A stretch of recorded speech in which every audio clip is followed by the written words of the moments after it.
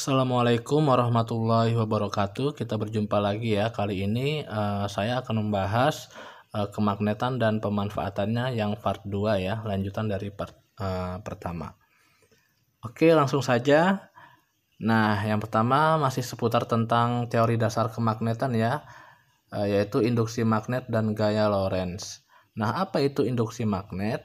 Jadi, induksi magnet adalah kuat medan magnet akibat adanya arus listrik yang mengalir dalam konduktor.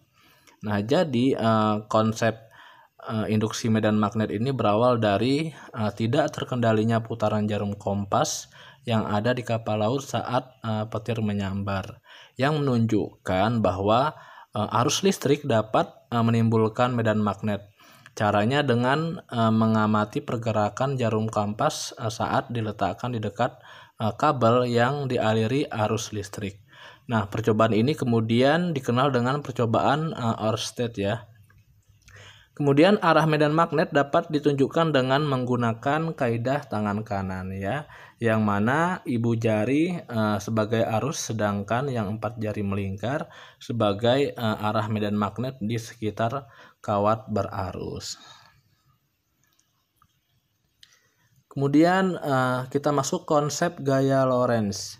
Nah, gaya Lorentz adalah gaya yang timbul akibat adanya arus listrik dalam suatu medan magnet. Jadi adanya gaya Lorentz di dalam percobaan menimbulkan simpangan pada aluminium foil.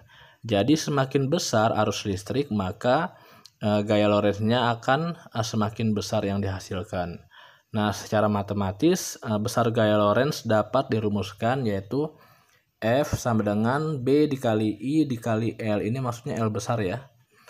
Oke, F itu merupakan gaya Lorentz, satuannya Newton, B itu medan magnet, Tesla satuannya, I itu kuat arus, satuannya ampere, L itu panjang kawat berarus yang masuk ke medan magnet, satuannya meter. Oke. Selanjutnya ada penerapan gaya Lorentz pada motor listrik. Nah, jadi ini motor listrik ya. Motor listrik merupakan sebuah perangkat elektromagnetis yang mengubah energi listrik menjadi energi mekanik.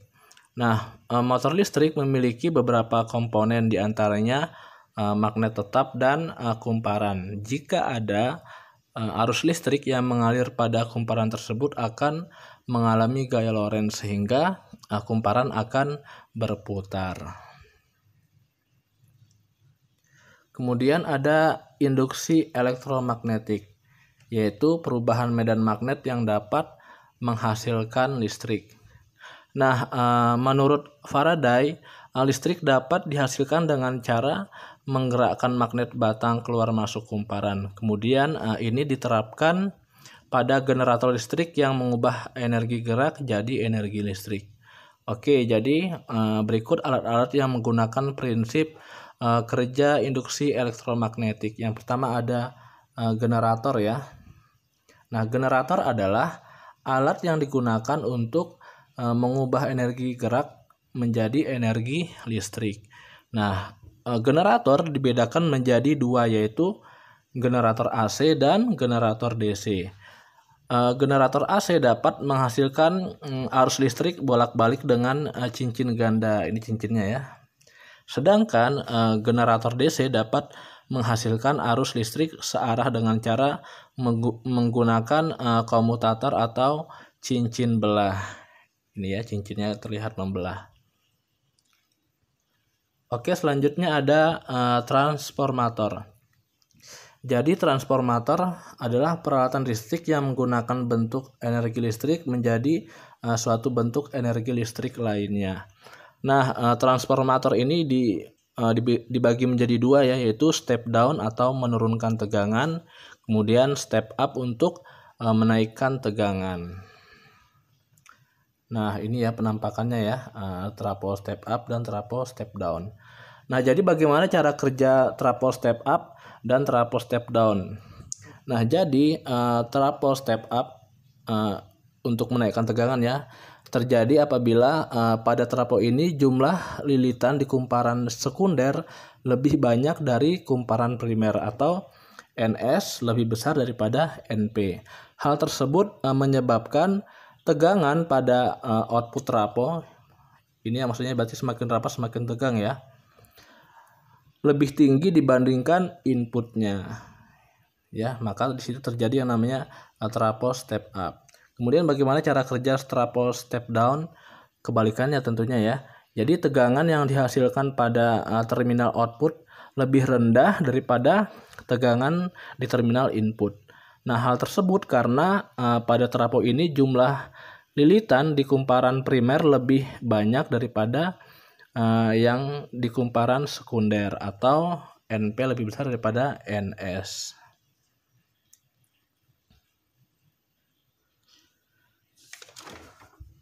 Nah, jadi pada transformator ideal, energi listrik yang masuk ke dalam kumparan primer akan dipindahkan seluruhnya ke kumparan sekunder. Hal ini mengakibatkan besar efisiensi transformator menjadi 100% atau secara matis dapat dituliskan sebagai berikut ya. WP sama dengan WS, VP kali IP kali T sama dengan VS kali IS kali T. VP per VS sama dengan IS per IP. Maka IS per IP sama dengan VP per VS sama dengan NP per NS.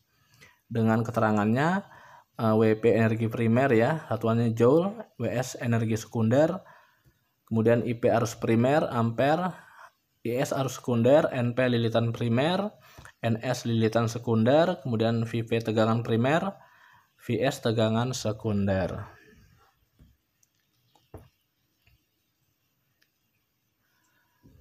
Nah, kemudian perhitungan efisiensi trafo, lambangnya eta ya, yang tidak ideal dapat dilakukan dengan rumus eta sama dengan PS kali 100% per PP. P ini daya listrik ya.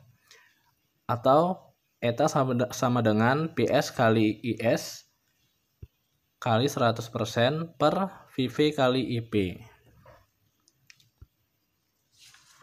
Oke, sekarang kita lanjut ke kemagnetan dalam produk teknologi. Nah, jadi tahukah kamu bahwa dokter itu bagaimana cara mendeteksi penyakit dalam tubuh pasien? Nah, yaitu dengan menggunakan MRI atau Magnetic Resonance Imaging. Yang mana menggunakan prinsip kemagnetan tentunya ya, untuk mencitrakan atau menggambarkan kondisi kesehatan tulang atau organ tubuh bagian dalam tentunya ya, tanpa melalui proses pembedahan. Oke, kita bahas yang pertama adalah MRI ya. Ini gambar MRI-nya.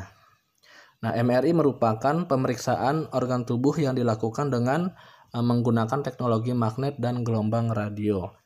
Jadi orang yang akan diperiksa menggunakan MRI ini dimasukkan ke dalam magnet yang memiliki kekuatan 5.000 kali lebih kuat ya daripada medan magnet bumi, berarti lebih besar ya.